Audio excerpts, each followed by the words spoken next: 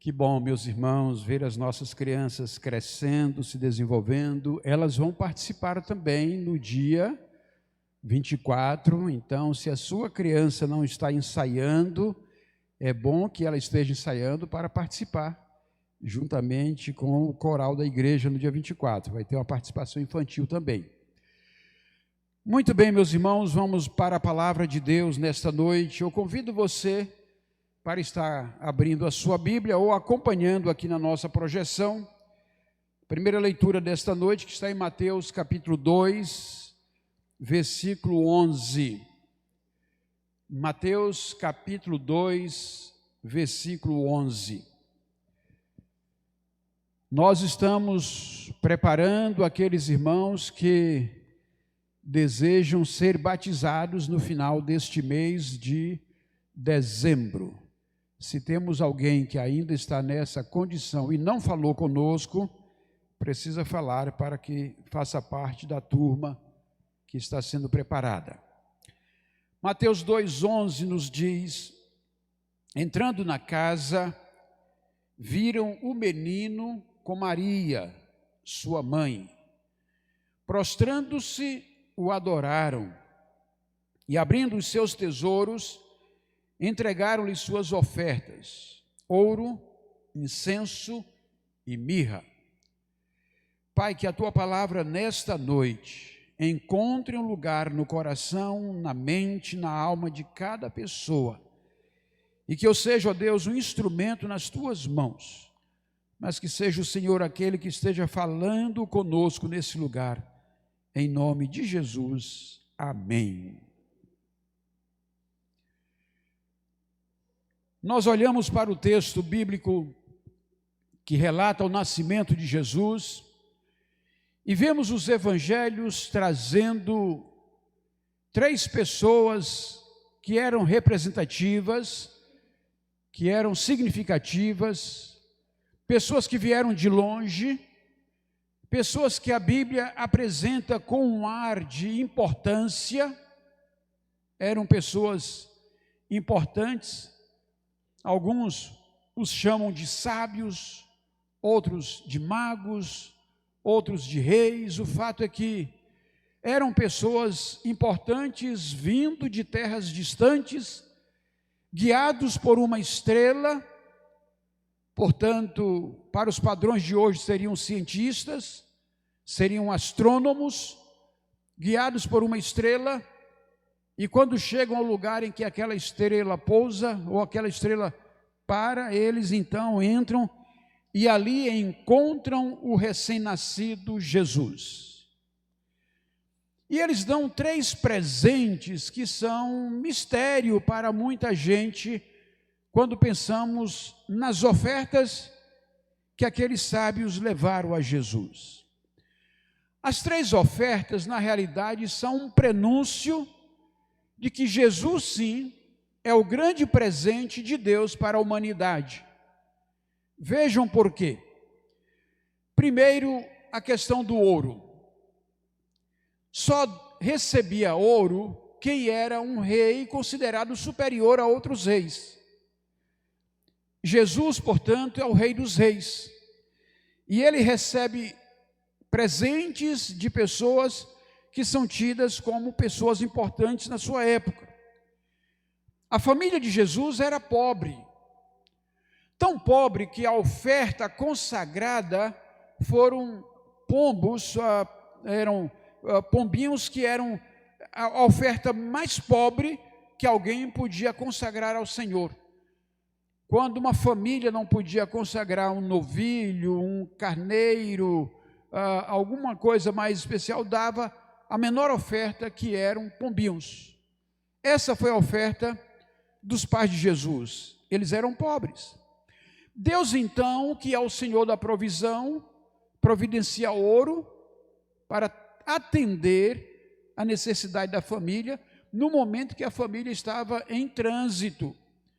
A família fora a Belém, onde Jesus nasce, mas ela precisa viajar, ela precisa mudar. Ela teria despesas com hospedagem, com alimentação. E assim, aquele ouro, além de representar o fato de que reis menores estão honrando o rei maior também e atender às necessidades daquela família. Então Jesus é o Rei dos Reis. E aí a pergunta é: Jesus tem sido o seu rei? Jesus tem sido aquele que governa sobre a sua vida? Porque a função de rei é governar. A função de rei é comandar, é liderar. Jesus tem o comando da nossa vida, Ele é o líder da nossa existência, Ele faz parte do comando da nossa história, ou Jesus continua na cabeça e no entendimento de muitos, como o menino pobre que nasceu lá em Belém e continua naquela simples manjedoura. Ele nasce na manjedoura, mas recebe a honra de rei. Em segundo lugar, a segunda oferta vai dizer que Jesus é sumo sacerdote. O incenso, ele era utilizado pelos sacerdotes no templo. E o significado do incenso vai aparecer lá no Salmo 141, verso 2, quando diz: suba a tua presença, a minha oração como incenso, e seja o erguer de minhas mãos como oferenda vespertina. Um sacerdote acendia incenso quando fazia orações pelo povo a Deus. Os magos deram incenso a Jesus, porque aquela era uma oferta sagrada. Aquela era uma oferta especial que servia tanto para, naquele contexto, espantar moscas, mosquitos, mas também era um instrumento de adoração e instrumento usado na intercessão dos sacerdotes pelo povo. O incenso, então, simboliza que Jesus seria o sumo sacerdote perfeito que Deus enviara ao mundo. Segundo a Bíblia, ele é o supremo sacerdote segundo a linhagem de Melquisedeque. Isso está lá em Hebreus 7, 17 e 21. Os magos sabiam que Jesus intercederia por nós como sacerdote para sempre. Jesus é então o sumo sacerdote que intercede por nós. Você se reconhece como alguém que tem sido alvo das orações de Jesus? No Evangelho de João, no capítulo 17, Jesus ora pelos seus discípulos. E ele ora por aqueles que Deus lhe dera e por aqueles que Deus ainda lhe daria. Então, Jesus já fez ali uma oração por nós, antecipando diante de Deus o desejo dele para que nós sejamos um, como ele e o Pai são um só. Então, Jesus, o sumo sacerdote, que intercede por nós e que já entregou a Deus os seus pedidos a nosso favor.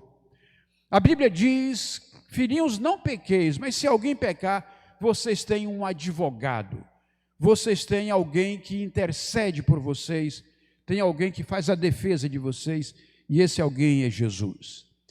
Em terceiro lugar, Jesus é o supremo profeta. A mirra tem esse significado. Aquele era um óleo extraído de uma planta espinhosa, e aquele óleo era utilizado pelos profetas para ungir aos reis, ou mesmo pessoas que estavam enfermas de lepra. Então, era um óleo também medicinal. Os magos, ao darem mirra como presente para Jesus, estão dando algo que vai, da mesma forma, trazer um frescor àquele ambiente, mas também vai trazer o significado profético que Jesus representa. O profeta Isaías diz: ele seria chamado de Emanuel, Deus conosco. Este Deus conosco nos traz a palavra do Senhor.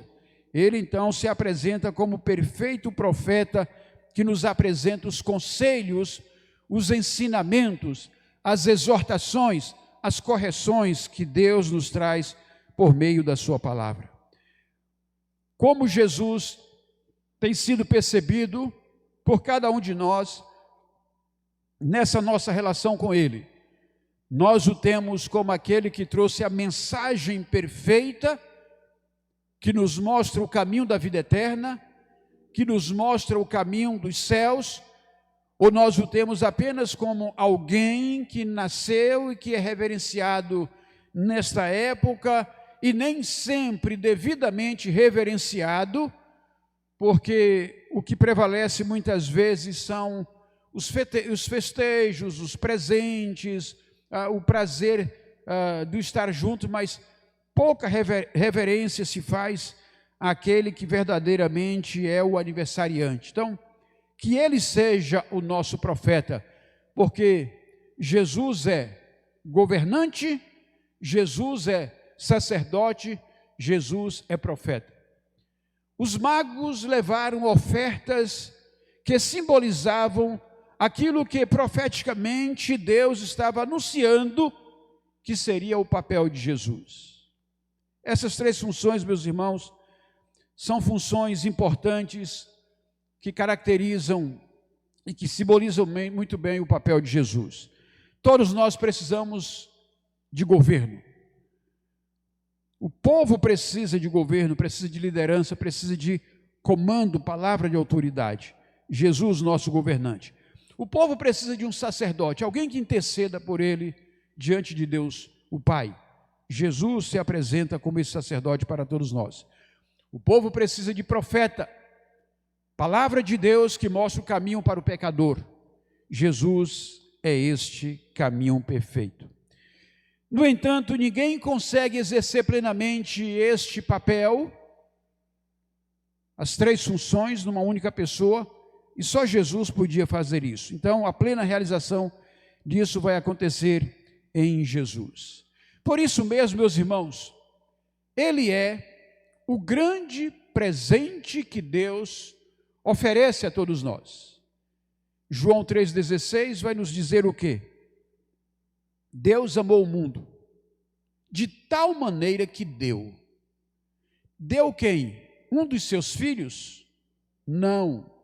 Ele deu o seu unigênito filho, para que todo aquele que nele crê não pereça, mas tenha a vida eterna. E a palavra do Senhor continua a nos exortar a partir desse versículo, dizendo no verso 17: porque Deus enviou o seu Filho ao mundo, não para que condenasse o mundo, mas para que o mundo fosse salvo por ele. Quem nele crê não é condenado, mas o que não crê já está condenado, porque não crê no nome do unigênito Filho de Deus. A condenação é esta: a luz veio ao mundo, mas os homens amaram mais as trevas do que a luz, porque as suas obras, as obras dos homens, eram más. Jesus é o grande presente. Jesus é a grande oferenda de Deus à humanidade. Jesus é a oferta mais expressiva que Deus poderia fazer aos homens. É aquele que nos salva, é aquele que nos dá vida, é aquele que nos tira das trevas e nos transporta para a luz. No entanto, há muita gente que continua amando as trevas e rejeita a luz. Não se pode dizer que Deus será injusto quando trouxer o seu juízo e a sua ira vier sobre aqueles que estão vivendo longe de Deus, caminhando segundo o curso dos seus pecados. Mas diante dessa realidade de reis que honram Jesus com suas ofertas, diante da realidade de um Deus que nos abençoa com a sua grande oferta, que é Jesus, a resposta que nós devemos dar à pergunta que o salmista faz. Salmo 116, 12. Que darei ao Senhor por todos os seus benefícios para comigo? Que resposta nós damos a esta oferta que Deus nos faz? Como nós podemos honrar ao Senhor, dando o nosso melhor para Ele, entendendo que Ele nos deu o seu melhor? E aí eu quero que você pense comigo nesta noite, qual é a oferta que eu tenho nas minhas mãos para oferecer ao Senhor? Qual é a oferta que eu trago no meu coração para consagrar ao meu Deus? Segundo Samuel 2, 24, verso 24, diz o seguinte: porém o rei disse a Araúna: não, eu vou comprar de vocês pelo que vale, porque não oferecerei ao Senhor meu Deus holocaustos que não me custem nada. Aqui o rei Davi havia cometido um grave erro. Ele havia mandado fazer um recenseamento do povo por vaidade, e Deus trouxe um julgamento sobre Davi. E deu a ele 3 opções. Dentre as 3 opções, ele escolheu aquela que duraria menos, que seria cair nas mãos de Deus e experimentar o castigo do Senhor por 3 dias. Ele escolhe isso. E o castigo de Deus traz morte no meio do povo. Cerca de 70 mil pessoas morreram como resultado, como consequência daquele pecado do rei. Mas aí, quando o anjo que Deus designara para trazer aquele juízo estava sobre Jerusalém, Davi tem uma visão e vê o anjo. E ele o vê acima de um local que pertencia a um cidadão chamado Araúna. E ele tem a visão do anjo, e o profeta do Senhor vem, né, e Deus diz para o anjo: basta. E o anjo não faz mais, não continua mais aplicando o juízo sobre o povo, mas Davi tem aquela visão. E aí vem um profeta do Senhor chamado Gade e diz: vai até o local que você viu o anjo do Senhor e ergue ali um altar. E ele vai até o dono da terra, que se chama Araúna, e ele diz que quer construir um altar para o Senhor naquele lugar. E o dono da terra diz: rei, pode ficar à vontade, eu dou a propriedade que o senhor quiser. E aí o rei responde isso: não, eu vou comprar de você pelo que vale, porque não oferecerei ao Senhor meu Deus holocaustos que não me custem nada. Davi queria construir um lugar de adoração, de culto ao Senhor, mas ele não queria fazer isso sem que isso lhe custasse alguma coisa, e ele então compra aquela propriedade e ali constrói um altar. A oferta que Davi tinha nas mãos naquele momento era exatamente essa. E qual é a oferta que nós trazemos em nossas mãos? Ofertas, meus irmãos, são dádivas. Ofertas são presentes, são sacrifícios oferecidos ao Senhor. Mais do que um objeto de valor, Deus se interessa pelo nosso coração. Deus se interessa pela nossa comunhão, pela nossa adoração, pela nossa vida. Ele chega a dizer que está farto de holocaustos, de sacrifícios, e aí o salmista diz: a um coração quebrantado e contrito, Deus não resiste. Um coração que se humilha, um coração que se quebranta, um coração que adora ao Senhor. Romanos 12, 1 vai nos dizer assim: ora, portanto, irmãos, pelas misericórdias de Deus, peço que ofereçam o seu corpo como sacrifício vivo, santo e agradável a Deus. Este é o culto racional de vocês. Ofereçam-se a Deus como oferta viva, como sacrifício vivo no altar do Senhor. Essa é a principal oferta que nós podemos trazer ao Senhor: a nossa vida, nosso coração, nossa devoção, a nossa adoração. Nossas ofertas devem ser fruto de um coração grato, que entrega, que dá por amor e que deseja cooperar com a expansão do reino de Deus. No Salmo 50, versículos 9 a 14, a Bíblia diz: não aceitarei novilhos da sua casa, nem bodes dos seus apriscos, pois são meus todos os animais do bosque, e o gado aos milhares sobre as montanhas. Conheço todas as aves dos montes, e são meus todos os animais que vivem no campo. Se eu tivesse fome, não teria necessidade de dizê-lo a você, pois meu é o mundo e a sua plenitude. Acaso como eu carne de touros, ou bebo sangue de cabritos? Ofereça a Deus sacrifício de ações de graças e cumpra os seus votos para com o Altíssimo. O salmista deixa claro que muito mais do que aquele sacrifício que era oferecido no altar, Deus queria a fidelidade dos seus adoradores. Deus queria um coração reto, quebrantado e fiel, que cumprisse a palavra, que cumprisse o compromisso firmado. Gente que honrasse a Deus, não só no seu coração, não só com palavras vazias, mas no seu coração e na sua alma. De modo geral, meus irmãos, como os filhos de Deus devem ofertar. Eles devem ofertar primeiro com liberalidade. Diz a Bíblia em 2 Coríntios 8:12, porque se há boa vontade, a oferta será aceita conforme o que a pessoa tem e não segundo o que ela não tem.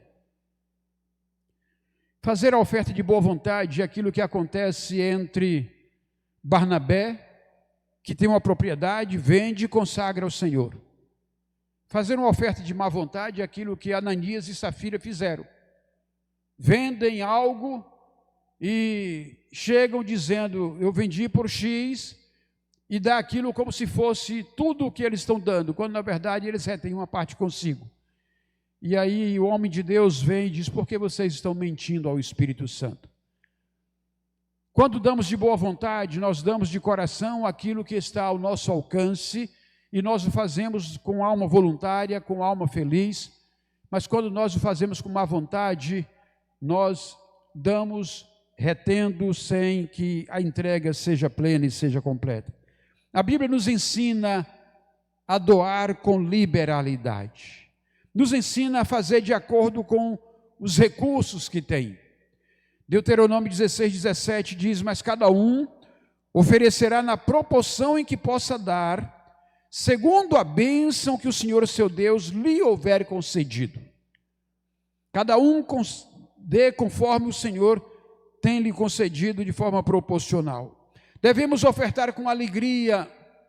Diz a Bíblia em 2 Coríntios 9:7, cada um contribua segundo tiver proposto do coração, não com tristeza ou por necessidade, porque Deus ama quem dá com alegria.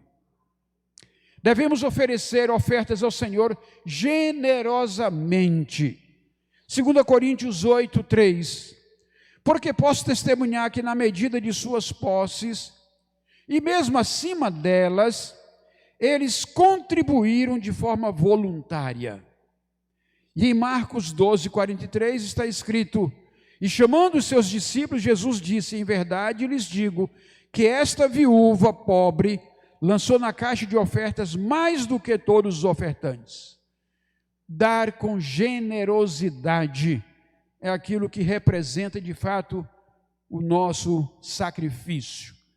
Irmãos pobres da Macedônia, quando foram estimulados a levantar uma oferta, levantaram essa oferta e o fizeram mesmo acima das suas posses, ou seja, fizeram algo que lhes era sacrificial.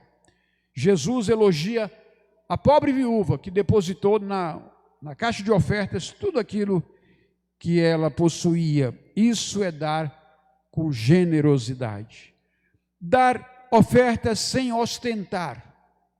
Mateus 6:3 nos diz, mas ao dar esmola, que a sua mão esquerda ignore o que a mão direita está fazendo. Não ostentar com a oferta. Numa certa igreja, o costume das pessoas virem à frente ao ofertar, tinha alguém que fazia questão de tirar um maço de dinheiro do bolso e contar nota por nota e pegar a menor nota e depositar na hora do ofertório. Aquela pessoa fazia isso ostensivamente. E Talvez ele pensasse que aquilo era uma forma de se ostentar ou aparecer diante das pessoas, mas o fato é que ele passava a reputação de avarento, porque ainda que ele tivesse, ele não dava com generosidade e ele dava com ostentação. Não deve ser assim. A oferta para o Senhor deve ser regularmente. 1 Coríntios 16, 2 diz: no primeiro dia da semana, cada um de vocês separe uma quantia, conforme a sua prosperidade, e vá juntando, para que não seja necessário fazer coletas quando eu for. Paulo instruindo os irmãos em Coríntios como eles deveriam proceder para ofertar para os irmãos pobres da Macedônia. A oferta deve ser com simplicidade, segundo o dom de cada um. Romanos 12, 6 a 8. Temos, porém, diferentes dons segundo a graça que nos foi dada. Se a profecia, seja segundo a proporção da fé. Se é ministério, dediquemo-nos ao ministério. O que ensina, dedique-se ao ensino. O que exorta, faça-o com dedicação. O que contribui, com generosidade. O que preside, com zelo. Quem exerce misericórdia, com alegria. A Bíblia diz aqui, temos diferentes dons, segundo a graça que nos foi dada. A alguns Deus dá a graça da generosidade, a alguns Deus vai dar a graça do testemunho, a graça da fé, a graça da profecia, mas o fato é que todos recebemos dons para usar para o bem da obra do Senhor. No Antigo Testamento, meus irmãos, as ofertas eram oferecidas de acordo com as prescrições estabelecidas na lei. Mas antes da lei de Moisés, já existia a prática de se oferecer ofertas de animais ou alimentos a Deus. Caim e Abel, por exemplo, oferece um tipo de oferta, o outro oferece outro tipo de oferta, mas cada um dá daquilo que eles cultivam e fazem naquele momento das suas vidas. Hebreus 11, verso 4 vai dizer assim, olha, pela fé, Abel ofereceu a Deus um sacrifício mais excelente do que Caim, pelo qual obteve testemunho de ser justo, tendo a aprovação de Deus quanto às suas ofertas. Por meio da fé, mesmo depois de morto, ainda fala. Você já imaginou isso?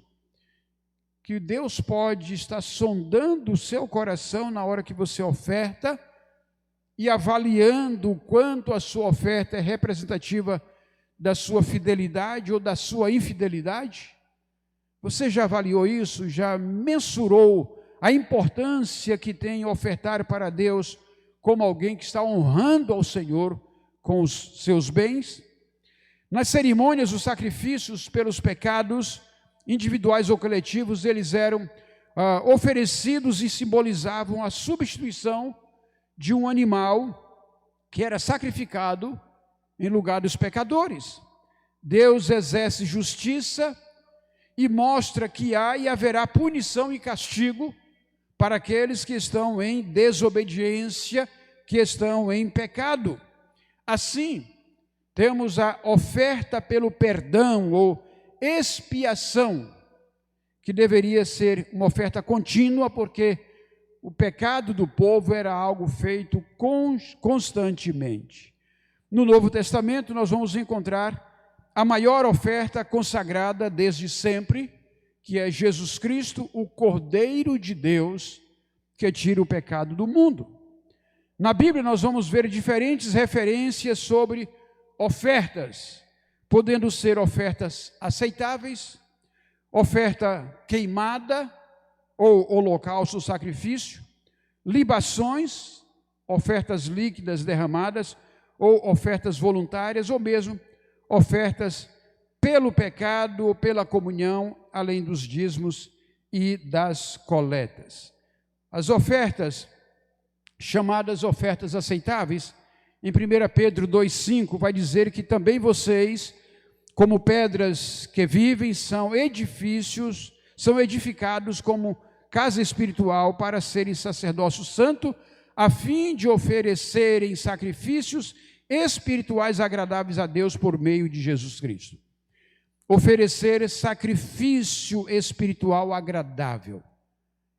Meus irmãos, que a nossa oferta seja uma oferta aceitável, seja uma oferta agradável a Deus, que seja uma oferta que venha de um coração sincero, verdadeiramente quebrantado diante do Senhor. A oferta queimada, ou oferta em holocausto, sacrifício, Êxodo 29, 16 a 18. Mate o carneiro, pegue o sangue e jogue-o sobre o altar ao redor. Corte o carneiro em pedaços e, lavadas as entranhas e as pernas, coloque-as sobre os pedaços e sobre a cabeça. Assim você queimará todo o carneiro sobre o altar. É holocausto para o Senhor, de aroma agradável, oferta queimada ao Senhor. O holocausto, sacrifício, como oferta queimada ao Senhor, na lei.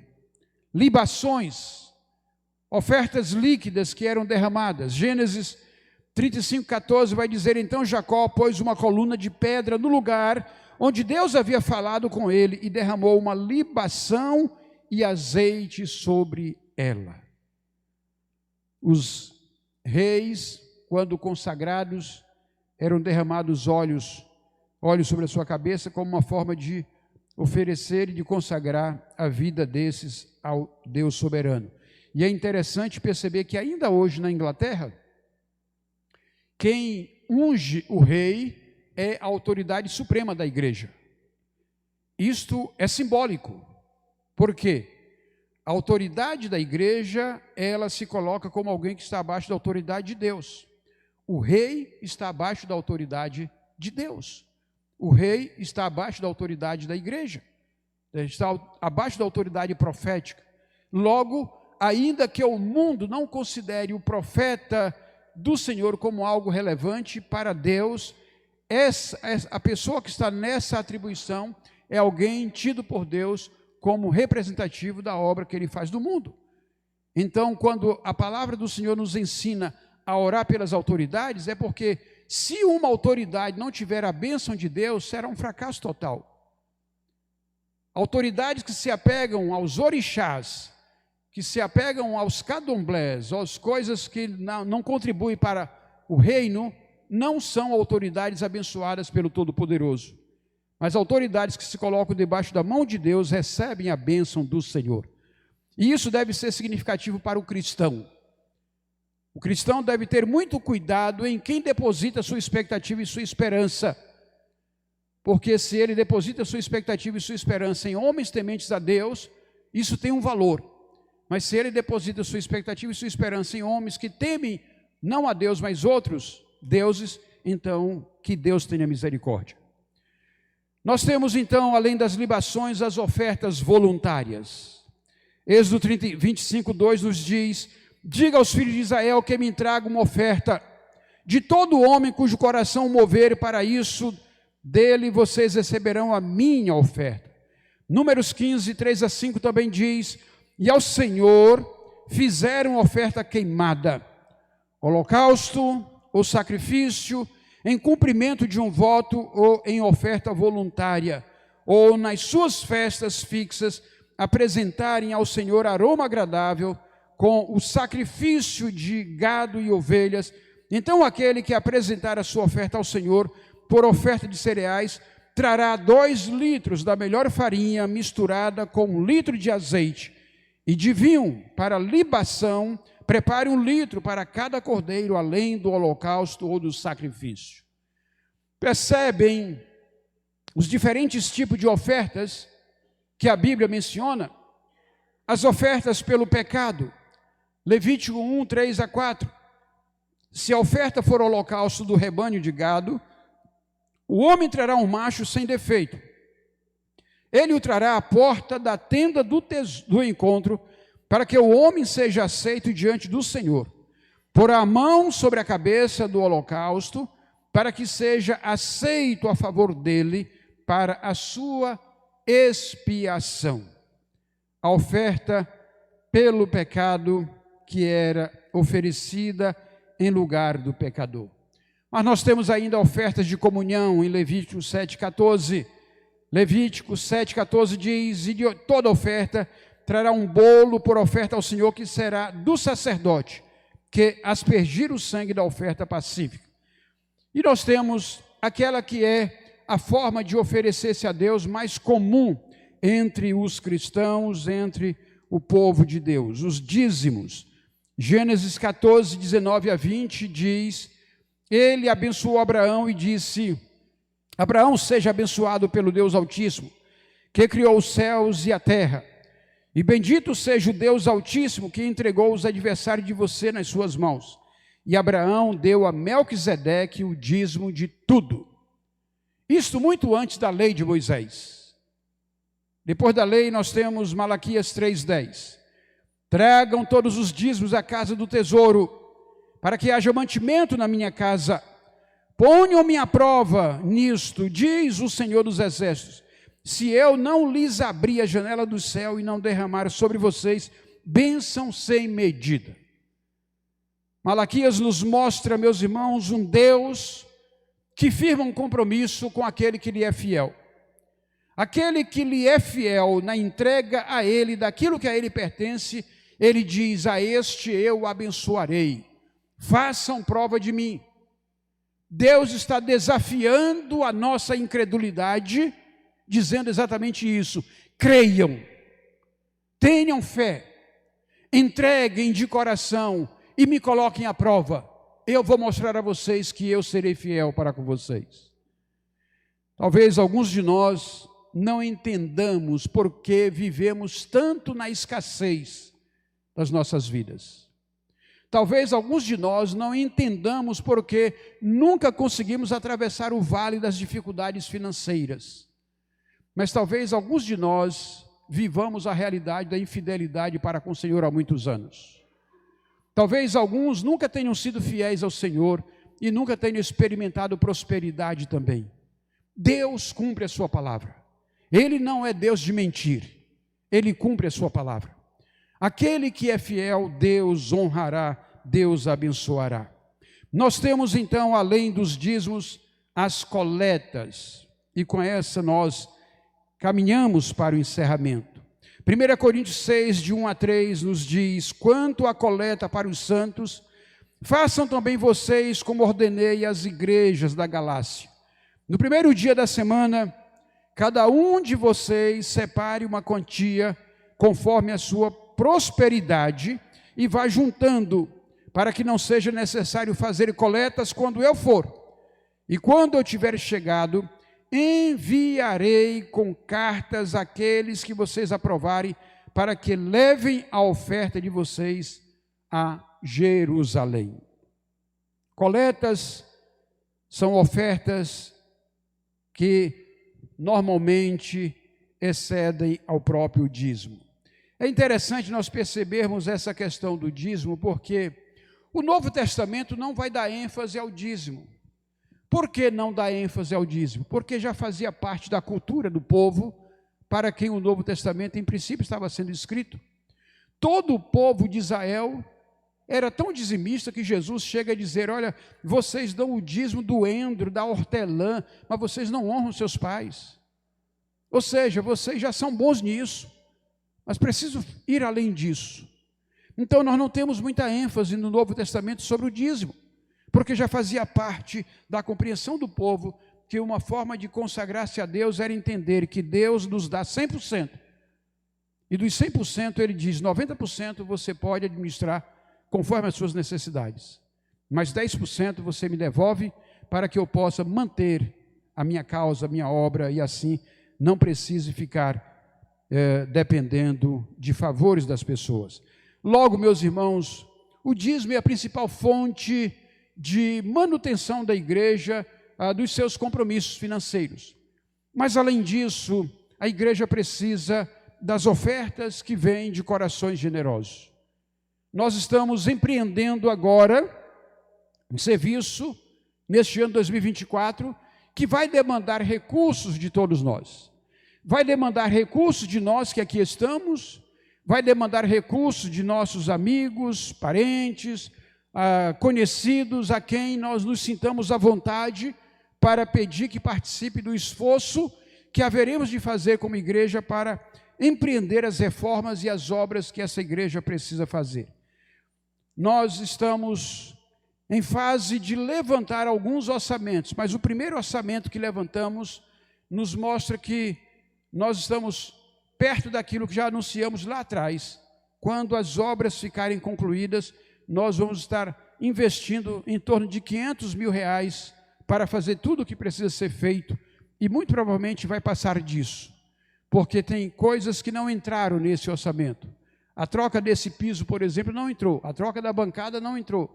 Então, nós estamos pensando aqui que é preciso começar a fazer uma captação de recursos em 2024, em que nos próximos anos nós consigamos fazer toda a obra, e ao final nós deveríamos passar de investimentos superiores a R$500 mil. Então nós precisamos de esforço coletivo de toda a igreja para fazer frente a esses desafios. Mas os irmãos percebem como a Bíblia ensina as diferentes formas de ofertar ao Senhor?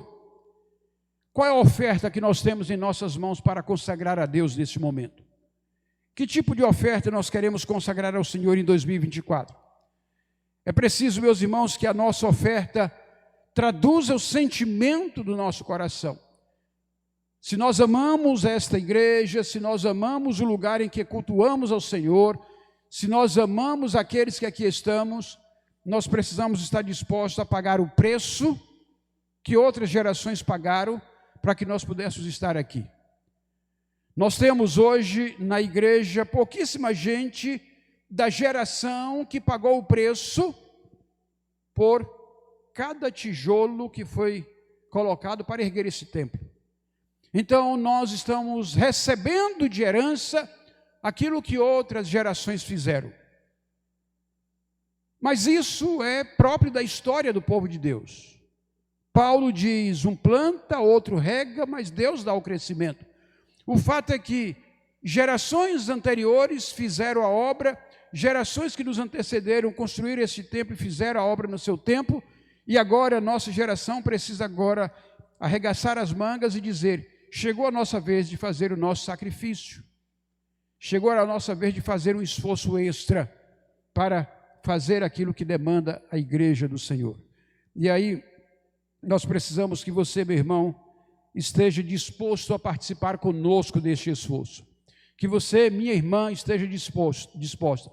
Você jovem, você adolescente, que você coloque no seu coração fazer aquilo que estiver ao seu alcance.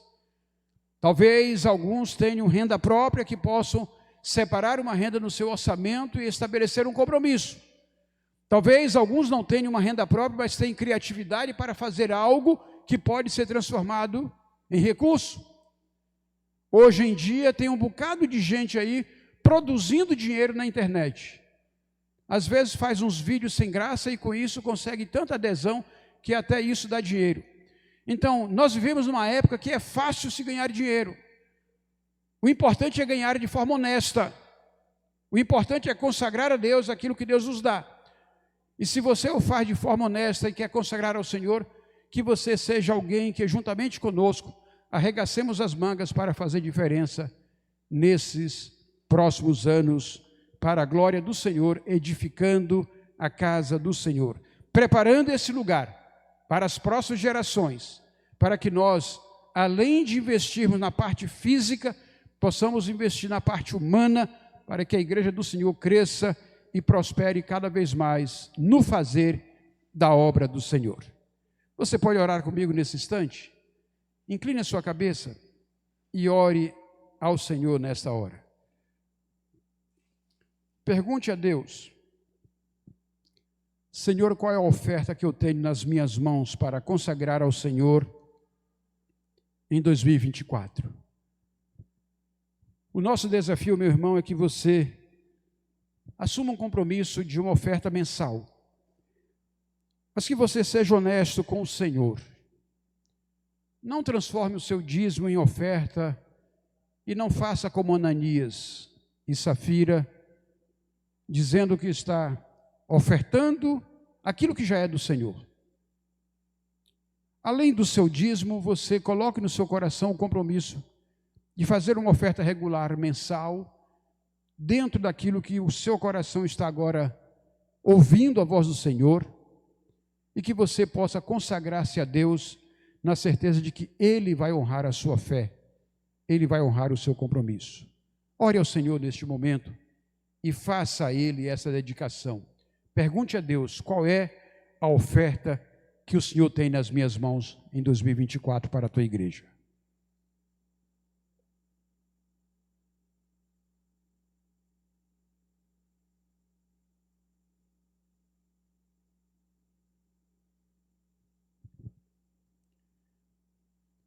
Senhor, Tu és aquele que sonda os corações. Tu és aquele que conhece o coração de cada um dos Teus filhos que aqui se encontram nesta noite. Ó Deus, que o Senhor esteja nos dando a graça de compreender a Tua palavra, de aplicá-la às nossas vidas, que o Senhor nos dê a graça de firmar o nosso compromisso com o Senhor, e assim cada um possa consagrar-se primeiro a Ti, colocando sua vida primeiro no altar do Senhor, dizendo para Ti: eis-me aqui, eis-me aqui, eis-me aqui, Senhor. E que o Senhor esteja recebendo cada um com uma oferta viva, santa e agradável a Ti. Mas que o Senhor esteja também nos dando, a Deus, a graça de entender a Tua orientação e assumir um compromisso de fé, em que possamos celebrar contigo uma aliança, e nesta noite possamos dizer: Senhor, Tu tens nas minhas mãos este valor para consagrar para a Tua obra. E assim cada um possa apresentar-se a Deus como oferta viva e possa consagrar também ao Senhor os seus bens. Pai, nós Te pedimos que sonde o coração dos Teus filhos e que haja um espírito de liberalidade, que haja um espírito de generosidade, que haja, ó Deus, um amor profundo no coração de cada um de nós, e que a Tua igreja experimente a visitação do Teu Espírito Santo, fazendo com que coisas maravilhosas e grandiosas aconteçam nesse lugar, para a honra e glória do nome de Jesus. Amém. Amém. Eu os convido a